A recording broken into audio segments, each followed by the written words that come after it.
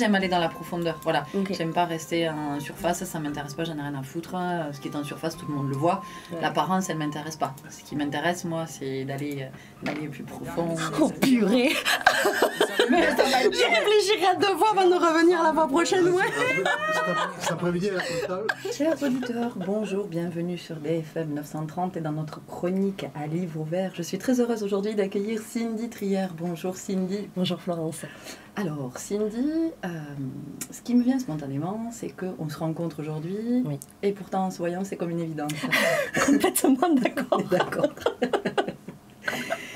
Oui, c'est vraiment comme une évidence, comme si on avait rendez-vous. Je ne sais pas si ça t'a fait ça. Je le ressens exactement de la même façon. Super. Alors je pense que Jean-Pierre, qui est à côté de nous, lui, le ressent moins bien. Il est un peu en stress.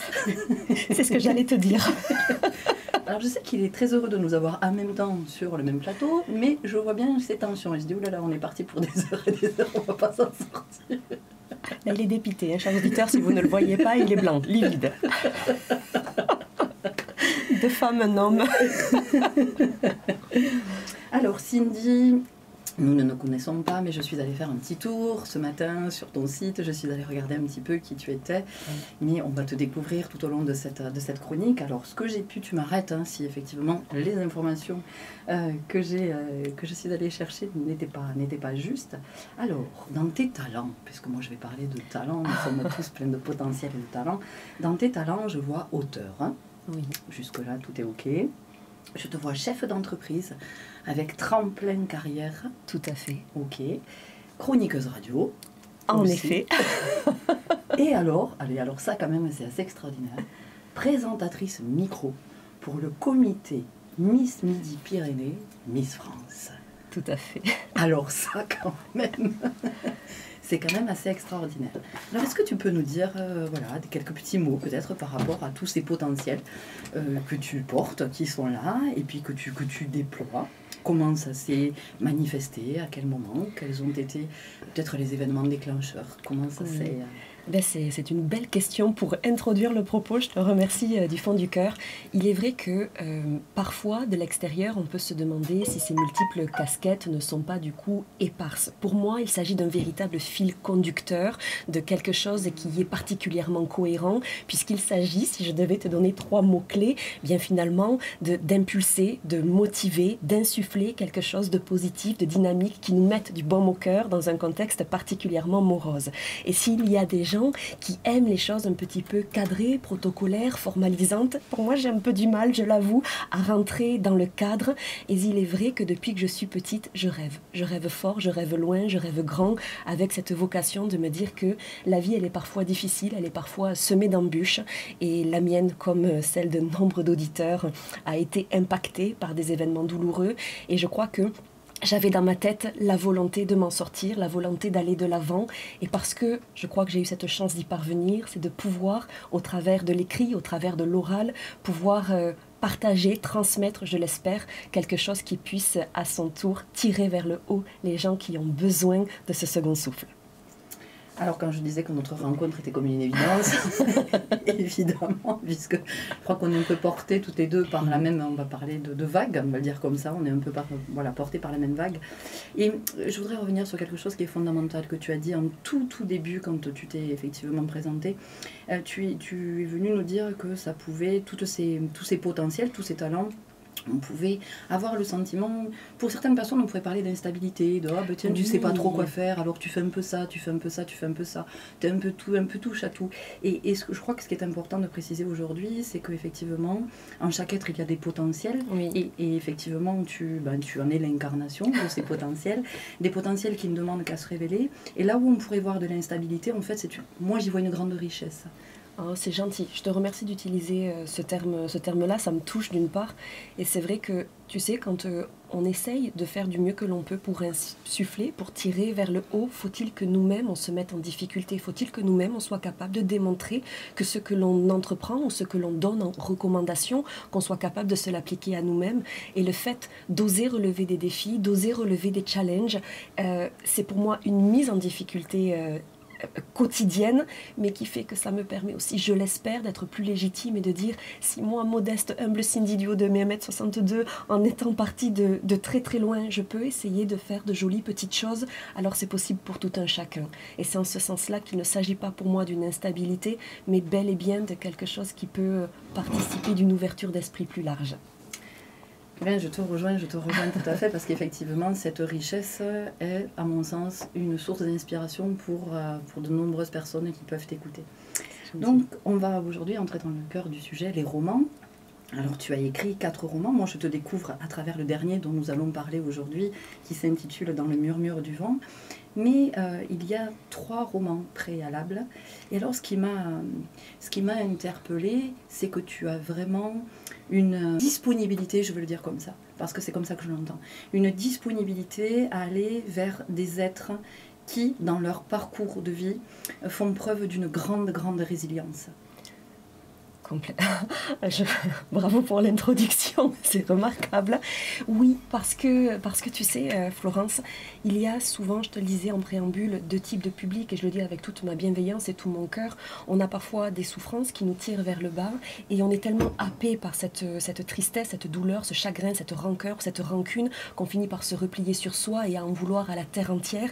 Et puis, il y a des gens qui traversent des affres particulièrement douloureux, qui sont assiégés, qui en viennent à perdre totalement pied, mais cette résilience pour moi, elle m'inspire, elle me tire vers le haut, elle me booste, parce que ces gens-là qui ont vécu l'insupportable, l'impossible, l'intolérable, sont capables de rebondir, et ces gens qui parfois viennent me voir dans le cadre de mes fonctions de consultante, qui ne savent pas comment faire pour rebondir, mais qui ont cette volonté, cette détermination, ce leitmotiv à vouloir s'en sortir.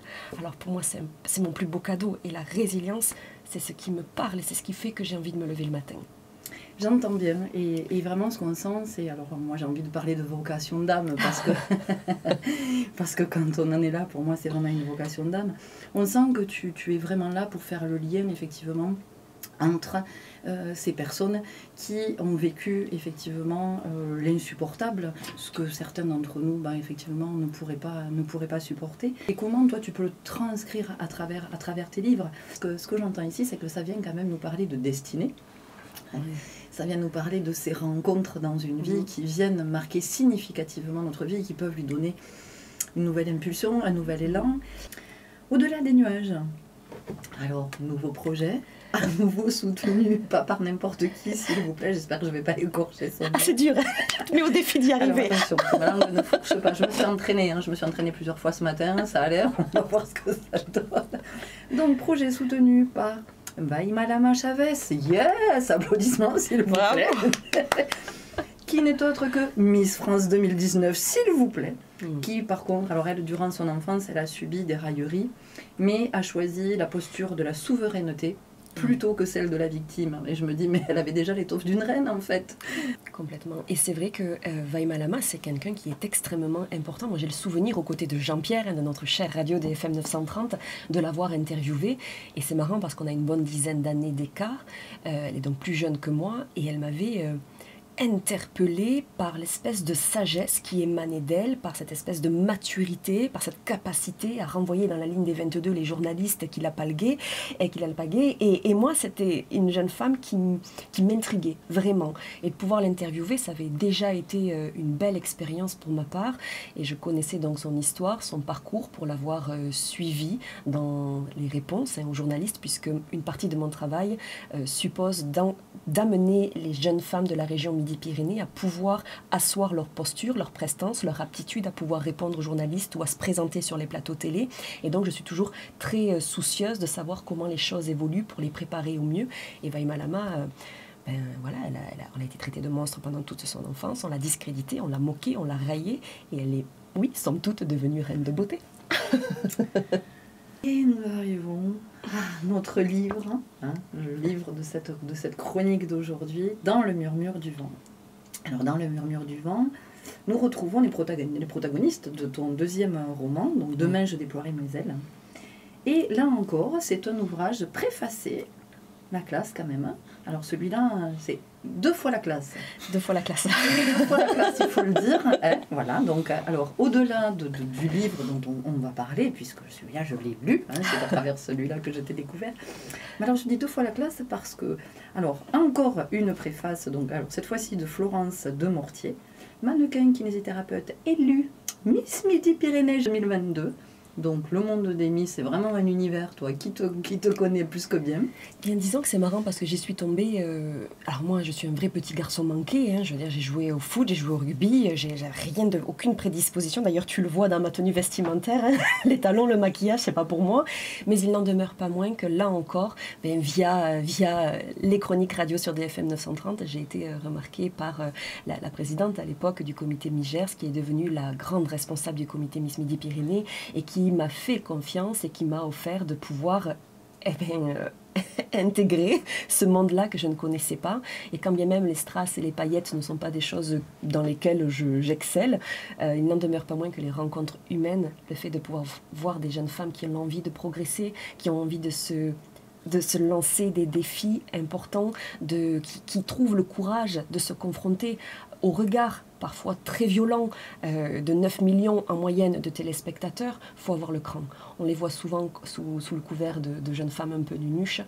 C'est un temps révolu. Ce sont des jeunes femmes qui ont une vraie connaissance de la vie, une vraie volonté d'aller de l'avant et de transmettre des messages. Et c'est en ce sens-là qu'au-delà des Miss, je te parlerai de rencontres formidablement humaines. Eh ben, je veux rebondir sur la notion de rencontre parce que c'est quand même le propos de toute la vie, les rencontres. Hein, voilà, c'est à partir de là que effectivement on va prendre telle ou telle direction et qu'on peut se déployer ou au contraire voilà, avoir tendance à se replier sur soi-même. Ce que je trouve important, c'est qu'une fois de plus, ce que tu viens mettre en avant, c'est que voilà, tu étais chroniqueuse radio à l'époque, tu l'es toujours, mais voilà, chroniqueuse radio, et tu es repérée à ce moment-là, voilà, par celle qui est devenue la présidente, la déléguée. Et là encore, c'est un très très beau message d'espoir parce que ça vient dire à toutes les personnes qui pensent être vraiment un citoyen lambda qui se disent oui, mais moi j'ai pas d'avenir, mais moi j'ai pas de potentiel, mais moi.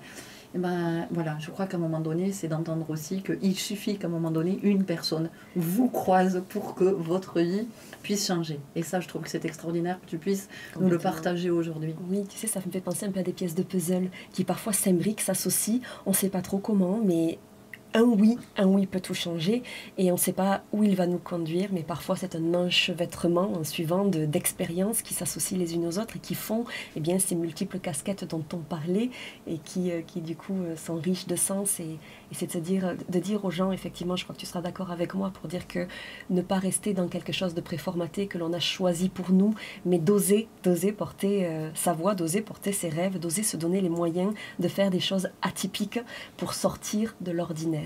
Et ça, c'est quelque chose qui me parle et tu l'as très très bien cerné, je te remercie.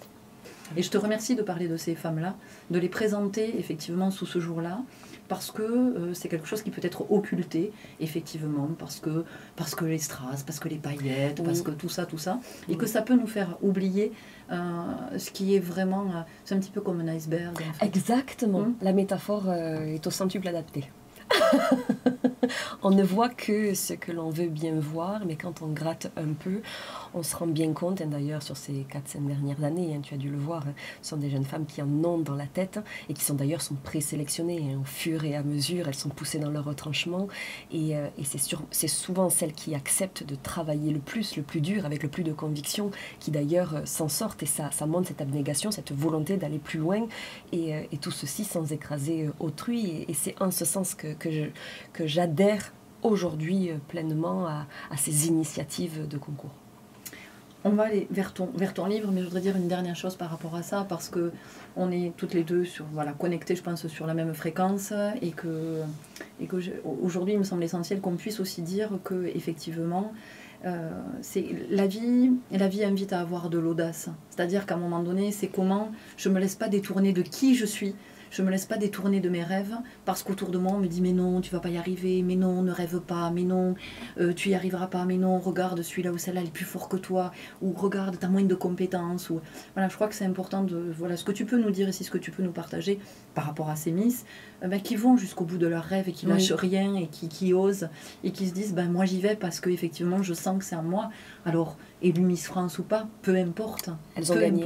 Voilà. Elles ont gagné en sagesse, elles ont gagné en maturité, elles ont gagné en expérience et elles en sont complètement conscientes. Et il y a la couronne, il y a l'écharpe et au-delà, il y a l'expérience de vie. Et du coup, c'est d'apprendre que ce n'est pas forcément des échecs et qu'on peut en tirer le meilleur et s'appuyer sur cette expérience acquise pour rebondir à l'image d'un tremplin ou d'un élan. Oui, et puis ça, ce que ça vient nous montrer aussi, c'est qu'effectivement dans la vie, les expériences que nous vivons, souvent nous pensons que c'est la destination, la finalité, sauf que bien souvent c'est juste une étape, c'est une passerelle, et que celle qui n'est pas Miss, en fait, celle qui n'a pas été élue Miss France, c'est qu'elle n'avait pas à être élue Miss France pour accomplir son chemin de vie, et que ça va être plus, c'est une étape. Qui va lui permettre justement d'aller là où elle est attendue et vers là où elle doit aller. Quand tu veux, Jean-Pierre, je me laisse réinterviewer par Florence. c'est un petit bonheur. Il est en train de s'endormir et se dit pourquoi je les ai mis ensemble. Pourquoi les deux? Qu'est-ce qui m'a pris? Voilà, il y a encore quelque chose que je voudrais vraiment que les auditeurs puissent entendre aujourd'hui. C'est cette notion de vraiment ne lâchez jamais vos rêves de cœur. Ne les abandonnez pas, nourrissez-les, cultivez-les. Vraiment, croyez-y. Si les autres y croient pas, mais franchement, vous vous en foutez.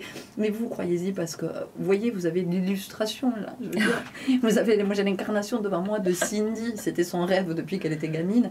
Et à un moment donné, elle ose. Quand je dis que la vie demande d'avoir de l'audace, c'est ça être en vie, en fait. C'est ça être vivant. Oui, et puis tu as raison. Et puis tu sais, même j'ai eu des échecs avant cette demande-là, mais j'ai eu des retours aussi magnifiques, à l'image de Francis Cabrel, par exemple, qui m'a répondu. Alors après, il m'a expliqué avec une gentillesse infinie qu'il ne souhaitait pas initier la préface, par exemple, de ce roman, dans la mesure où si il l'acceptait, il se devrait de le faire par équité avec d'autres. Mais je pensais jamais, ne serait-ce qu'avoir une réponse.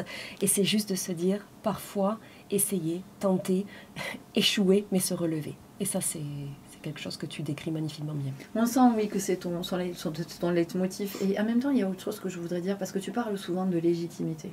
Et la légitimité, c'est vraiment une notion que l'être humain aborde souvent, et souvent on ne se sent pas légitime. Quoi que l'on fasse dans la vie, on se dit, oui, mais il y en a d'autres qui le font mieux que moi, puis il y en a qui le font depuis plus longtemps. Mais moi, qui je suis pour faire ça? Et moi... tu vois, il y a quelque chose que je dis souvent, c'est que à partir du moment où on arrive au monde, nous sommes légitimes. Oui, et c'est tellement beau ce que tu dis, et pour le coup, c'est vrai, tu as tout à fait raison de le soulever. Comme terme, c'est légitimité, je l'utilise beaucoup. Moi, j'ai énormément souffert d'estime de moi-même. Autant je suis quelqu'un qui peut avoir confiance en mon aptitude à essayer, à mettre en mouvement, à actionner des leviers. Autant j'ai jamais pensé qu'on pouvait m'aimer. Et quand on vit avec ce poids ou cette épée de Damoclès sur les épaules, ça demande finalement de se battre 2 fois plus contre soi-même. Et je pense que c'est souvent nos propres démons qui font qu'on reste sur le bas-côté, sur la touche. Et pour moi, c'est donc un défi pour moi-même que de me dire tu es ce que tu es, tu vaux ce que tu vaux, mais ne regrette pas. Si demain il t'arrive quelque chose, sois fier du chemin que tu as tenté de parcourir, et c'est ça qui est le plus important. Eh ben merci Cindy pour ces beaux messages inspirants et puis ces beaux messages d'espoir aussi. Elle le dit, Amélie, on en sort plein d'espoir de ce bouquin. Bon, ce livre, on en parle. Donc, ce livre, alors dans le murmure du vent, je te découvre à travers ce livre et dans le cadre de notre chronique, donc à livre ouvert. C'est notre ami Jean-Pierre qui te connaît bien qui m'a dit j'ai un livre à te conseiller. Alors j'ai lu tout ça, derrière le résumé, je me suis dit, chouette, voilà. Donc c'était cet été, pour être honnête avec vous, il y a un décalage horaire. Mieux vaut tard que jamais, tout va bien. Oui, mais de toute façon, le moment est toujours le moment juste, je le crois. Donc j'ai commencé cet été à lire ce livre, je me suis plongée dans cette histoire. Et puis, très vite, j'ai été bouleversée parce que tu as une façon d'écrire et de décrire, voilà, d'écrire et de décrire certaines scènes avec une véracité dans le propos, avec une énergie dans le verbe qui est extrêmement forte. et en tout cas qui, moi, est venu vibrer. Il y a eu un écho très fort qui s'est fait, même si mon histoire de vie n'a rien en commun avec celle des protagonistes. Donc, est-ce que tu peux peut-être déjà nous dire ce livre, comment il est né, à partir de quoi, qu'est-ce qui t'y a amené, et comment tu peux être dans une description aussi profonde, parce que c'est vraiment le mot qui me vient. C'est une histoire de profondeur, parce que oui, ça vient vous chercher. En fait, c'est venu me chercher dans le corps. Écoute, pour répondre à tes questions et pour essayer de le faire avec le plus de clarté possible, chaque livre, tu sais, n'arrive pas au hasard. Ça vient pas comme un cheveu sur la soupe. C'est très très étrange parce que... et ça s'est produit pour tous les livres précédents, à l'image de celui-ci. Dans le cadre de mes fonctions de consultante, j'ai des gens qui viennent donc me voir pour aller de l'avant, pour rebondir, pour asseoir ce qu'ils ont de meilleur. Et souvent, même si c'est sous le travers de la casquette professionnelle, tu sais, je crois que le professionnel et le personnel sont intimement liés, et bien souvent on se confie à moi. Et ce qui est déroutant, mais véritablement déroutant, c'est quand en l'espace de 15 jours, 3 semaines, des personnes qui ne se connaissent ni d'Adam ni d'Ève, qui franchissent le seuil de ma porte, s'en viennent à me raconter des histoires de vie similaires. C'est-à-dire que vraiment, pendant une période courte, j'ai des gens qui viennent et qui me racontent une souffrance dont le dénominateur est commun. Et là, ça finit par gamberger dans ma tête. Et je me dis, mais c'est pas possible, il y a un message qu'on souhaite me faire passer, je sais pas trop lequel, mais ça reste dans ma tête, ça gamberge. Et au bout d'un moment, j'ai ce besoin viscéral d'écrire. Je ne sais pas encore ce que je vais écrire, je ne sais pas encore comment je vais l'écrire, mais je sais que je me dois de l'écrire. Et à ce moment-là, la thématique en filigrane, elle est claire pour moi, et c'est à ce moment-là que je décide de me lancer. Et souvent, à 2h du matin, 3h du matin, 4h du matin, je me réveille en sursaut et il faut que j'appose sur le papier les idées qui me viennent. Et à ceci s'ajoute le fait que finalement, je ne veux pas trahir le propos des personnes qui se sont confiées à moi. Donc il y a bien sûr toute la confidentialité requise, je mixe les parcours, je mixe les histoires, je les intègre juste à mes personnages, mais ce pourquoi je l'espère on tend vers la véracité, c'est parce que je n'invente rien. Et c'est parce que ces histoires que je raconte, ces gestes, ces mots, ces parcours de vie, on me les a relatés.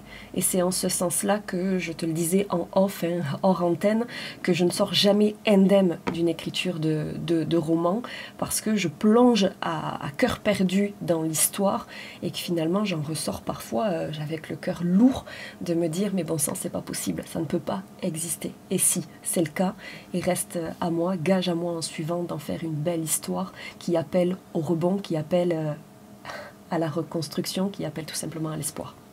Oui, parce que c'est vraiment ça. Si effectivement, moi j'ai mis du temps à le lire, ce livre, donc comme je l'ai dit, je l'ai commencé cet été et je l'ai fini très récemment, parce que j'ai eu besoin à des moments de reprendre mon souffle, vraiment.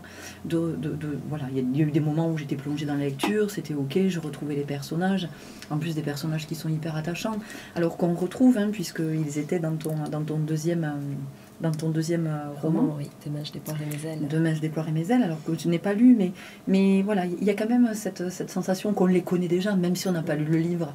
Donc voilà, je retrouvais ces personnages en même temps qui m'amenaient dans leur histoire, et c'était ok, et puis il y avait des moments où ça revenait me chercher, je me disais, waouh! Et ça vient aussi nous dire comme la vie peut être légère à des moments, peut être douce et légère, et puis comme à des moments ça peut être plus sombre. Voilà, oui. Comme on peut avoir des périodes de vie très sombres. Et donc, il y a eu finalement ces allers-retours, ces moments où, comme si, tu vois, j'avais besoin d'intégrer, d'assimiler, et de me dire que ce que tu écris ici dans ce livre, sous forme romancée, c'est quand même un reflet d'une réalité existante. Complètement, puisque pour nos auditeurs, ce livre est une véritable histoire d'amour, une histoire d'amour somme toute entachée par le poids de la société, où à l'époque du roman, en tout cas quand il prend place, on ne peut pas s'aimer lorsque l'on n'appartient pas à la même caste sociale, et cet amour va être de fait entaché, et l'un des deux protagonistes va se retrouver marié à une personne qui va contre toute attente, ne pas prendre soin d'elle et bien au contraire la tirer terriblement vers le bas. Vous le comprenez donc, hein, il s'agit d'aborder en filigrane les violences conjugales. Et les violences, pour moi, c'est quelque chose que je n'ai pas vécu non plus, Florence. Et c'est en ce sens-là qu'il était très important pour moi que je puisse aller chercher la vérité chez autrui et de montrer que finalement, on est souvent dans le jugement en se disant, mais bon sang, une femme qui est battue, mais qu'est-ce qu'elle attend pour partir, pour quitter son chez elle? Mais c'est pas aussi simple, parce que c'est insidieux, parce que c'est quelque chose qui vient, qui nous happe et à laquelle on s'accommode, on s'acclimate. La violence, elle est souvent graduée. Et finalement, comme nous sommes des êtres humains, on a cette capacité incroyable à s'adapter et on s'adapte à la situation. Et on finit finalement par nous enterrer notre âme, notre esprit, notre perception de nous-mêmes. Et au-delà des coups, ce que ça suppose, c'est de détruire la personnalité qui est la nôtre. Et donc on reste parce qu'on n'a pas l'impression de pouvoir mériter quelque chose de mieux. Et jusqu'à des situations parfois dramatiques. Et c'est ce qui est dans ce livre, eh bien, le fil conducteur qui est, je le crois, émouvant, touchant, heurtant, mais qui, je l'espère, permettra à un certain nombre de femmes ou d'hommes de prendre acte de ce que relève cette réalité. Absolument. Et ce qui est, tu vois, ce que j'ai trouvé extraordinaire, c'est quand même l'alchimie que tu as réussi à faire transparaître dans tes écrits, parce que il y a cette, comme je disais, il y a voilà, ces moments de légèreté, et puis ces moments où c'est beaucoup plus sombre, où, voilà, où on peut être en fonction de sa sensibilité. Et effectivement, moi je dis que c'est venu me chercher dans le corps, et c'est venu me chercher dans le corps et dans l'âme, parce que je me suis dit, mais oui, cette réalité, elle est bien existante. Alors je savais qu'elle existait, mais c'est toujours arrangeant de l'occulter pour partir. Évidemment que c'est arrangeant de l'occulter et voilà, et de faire comme si ça n'existait pas, alors qu'effectivement c'est vécu.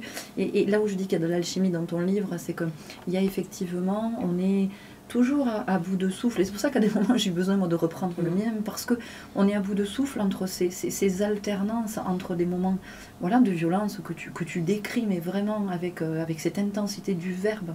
Je le dis parce que c'est fort, c'est vraiment vibratoirement, c'est très très fort, il y a une très très forte énergie dans ton écriture, et en même temps il y a cette histoire d'amour, il y a cette histoire d'amour magnifique qui vient tout enrobé, qui vient, et ça fait chaud au cœur et ça réchauffe le corps. Et donc on alterne, enfin, en tout cas pour ma part, j'ai alterné entre ces états, entre où le corps qui pouvait à des moments se crisper, je sentais que mon corps était dans une espèce de posture de défensive, et à un moment donné, j'avais le corps qui aussi se détendait. Et puis voilà, de se dire, waouh, mais il y a des belles histoires d'amour qui peuvent exister aussi entre les êtres. Voilà, donc il peut y avoir la violence, mais il peut y avoir des histoires d'amour. Donc, je ne vais pas trahir le secret, mais il y a cette belle histoire d'amour que tu nous racontes entre Rodolphe et Rose. Oui. Et puis tu sais, tu n'as pas dû passer à côté que ce roman, il a une particularité. Je ne l'avais pas fait encore pour les précédents, mais c'était le défi que je souhaitais me lancer dans ce livre. C'était de redonner la place aux mots. Et il y a toute une partie épistolaire qui est disséminée dans l'ouvrage. Et c'est vrai que ça, c'était un peu en réponse au texto, tu sais, avec 8 fautes, 8 fautes à la ligne que l'on s'envoie. Ou quand on a envie de se faire une déclaration d'amour, on s'appelle au téléphone, c'est facile, on compose le numéro, et puis tout ça s'effrite, ça s'envole, alors que les écrits, tu sais, j'étais tellement touchée par les lettres des poilus, j'en ai pleuré, tu sais, cette Première Guerre mondiale, ces écrits qui étaient le seul lien, la seule communication entre les membres de familles qui avaient été brutalement séparés, et j'avais envie d'écrire des lettres d'amour, et en les écrivant, c'est marrant parce que j'ai pleuré pour à peu près chacune d'entre elles, parce que je me disais, mais s'il m'arrivait la même chose avec mon mari, si on avait été séparés, si je devais, et en plongeant en tout cas dans le rôle des personnages, j'étais émue et je voulais écrire avec des vrais sentiments. Et s'il y a une chose dans ce livre qui m'appartient, dans le sens où là, c'est pas les mots d'autrui, c'est ces lettres. Alors ces lettres qui sont magnifiques, et ce qui est extraordinaire, c'est que donc on est dans un roman qui est à la fois contemporain, et en même temps ça nous parle d'une autre époque, et ce côté épistolaire, effectivement, il va nous plonger dans une autre époque encore, parce que alors quand on aime la littérature et qu'on a lu Madame de Bovary Par et qu'on a exemple. lu Les liaisons dangereuses, évidemment que ce côté épistolaire, on le retrouve et on se dit waouh, mais c'est tellement rare de pouvoir aujourd'hui, dans un roman contemporain, de pouvoir retrouver effectivement cette correspondance. C'est un amour par-delà la mort, par-delà la vie, c'est un amour qui est sans limite, sans frontières, qui ne connaît pas le temps, qui ne connaît pas l'âge, qui... Oh, c'est beau comment tu le dis. Écoute, c'est ce que ça m'a inspiré. Ah mais bon sang, j'en suis touchée, je te remercie. Alors écoutez, Amélie Nothomb me l'a dit, je vais en remettre une couche. Hein. On sort de ce livre plein d'espoir. On en sort pas comme on y est entré. Ouais, on n'en sort pas comme on y est entré. Il s'est passé quelque chose entre-temps. En tout cas pour moi, il s'est passé quelque chose. Un mot de la fin, Cindy? Eh bien écoute, parfois on ne s'attend pas à grand-chose, des fois on s'attend à beaucoup de choses. Et moi ce matin en venant ici, je m'attendais à quelque chose d'extraordinaire, ne sachant pas par quel bout les choses allaient se passer. Et cette rencontre est extraordinaire, elle sort de l'ordinaire par la fluidité de ton propos, la justesse de tes mots. Merci pour ce magnifique échange et merci pour ta pertinence à l'égard de tout cet échange. J'en suis très touchée et émue. Un grand merci aussi, et à mon avis, on vous dit à bientôt parce que je sais pas, il y a quelque chose dans les tuyaux, je le sens fort. Merci pour votre écoute, merci Cindy, à très bientôt pour un prochain roman.